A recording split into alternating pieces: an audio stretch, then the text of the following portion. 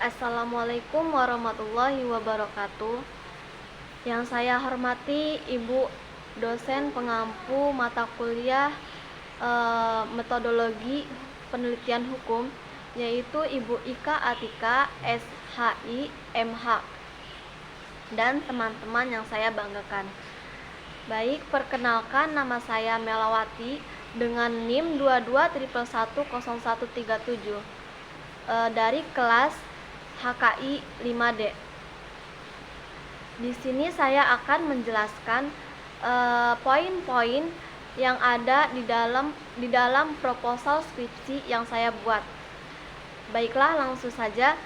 Di bagian bab 1 itu ada pendahuluan. Di dalam pendahuluan ada latar belakang. Nah, di latar belakang itu saya menjelaskan tentang pengertian hukum waris, pewarisan secara istilah, keberadaan anak angkat dalam masyarakat, serta menjelaskan proses adopsi anak menurut perspektif hukum Islam dan hak waris anak angkat dalam kompilasi hukum Islam dan anak angkat dalam KUH Perdata. Selanjutnya B, itu rumusan masalah. Nah, rumusan masalah yang saya ambil yang pertama itu perbedaan dan persamaan status hukum anak angkat dengan hak waris anak angkat di dalam kompilasi hukum Islam dan KUH Perdata. Yang kedua itu ada bagaimana perbandingan hak waris anak angkat menurut kompilasi hukum Islam dan KUH Perdata. Yang ketiga itu saya mengambil bagaimana pelaksanaan kedudukan anak angkat dalam memperoleh hak waris menurut Kitab Undang-Undang Hukum Perdata. Nah, yang ketiga itu tujuan penelitian.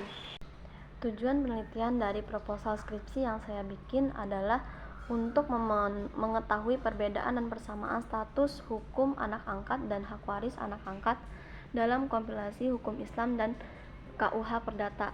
Yang kedua, untuk mengetahui perbandingan kompilasi hukum Islam dan KUH Perdata. Yang ketiga itu untuk mengetahui pelaksanaan kedudukan anak angkat dalam memperoleh hak waris menurut Kitab Undang-Undang Hukum Perdata. Yang D itu ada manfaat penelitian. Manfaat dari penelitian ini yaitu untuk memberikan wawasan serta pemahaman kepada pembaca terkait perbedaan dan persamaan status anak angkat dan hak waris anak angkat dalam kompilasi hukum Islam dan KUH Perdata.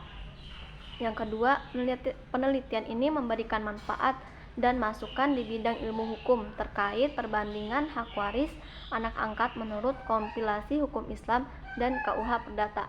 Yang ketiga, penelitian ini juga bermanfaat untuk masyarakat muslim agar mengetahui bagaimana pelaksanaan kedudukan anak angkat dalam memperoleh hak waris menurut Kitab Undang-Undang Hukum Perdata.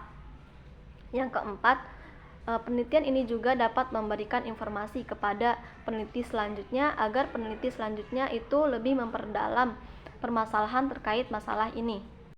Yang E itu ada studi skripsi terdahulu. Saya mengambil 5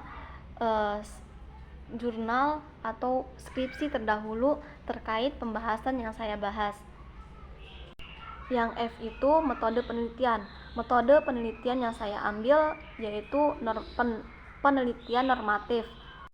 Penelitian normatif ini adalah berdasarkan pada penelitian perundang-undangan yang dilakukan terhadap bahan hukum yang ada. Dalam research ini saya menggunakan 2 metode pendekatan, yaitu pendekatan perundang-undangan dan pendekatan perbandingan. Pendekatan perbandingan antara kompilasi hukum Islam dan KUH Perdata. Sumber data primer yang saya ambil yaitu tertuju pada Kitab Undang-Undang Hukum Perdata dan kompilasi hukum Islam. Sedangkan sumber data sekundernya yaitu tertuju pada jurnal-jurnal ilmiah, buku-buku yang berkaitan dengan penelitian yang saya bahas, serta skripsi terdahulu dan makalah-makalah hukum yang berkaitan dengan judul penelitian ini. Selanjutnya, teknik pengumpulan data. Teknik pengumpulan data yang saya lakukan yaitu melalui studi literatur yang dikenal dengan penelitian perpustakaan, di mana meliputi proses pengumpulan data dengan mempelajari sumber-sumber hukum primer dan sekunder yang relevan.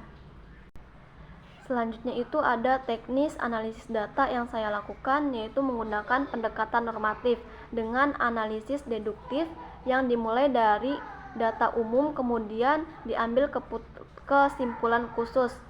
Selain itu, penelitian ini juga menerapkan metode komparatif, yaitu memadukan kesamaan pandangan dengan peristiwa kasus atau gagasan tertentu. Selanjutnya itu kerangka teori. Di kerangka teori saya menjelaskan tentang pengertian anak angkat.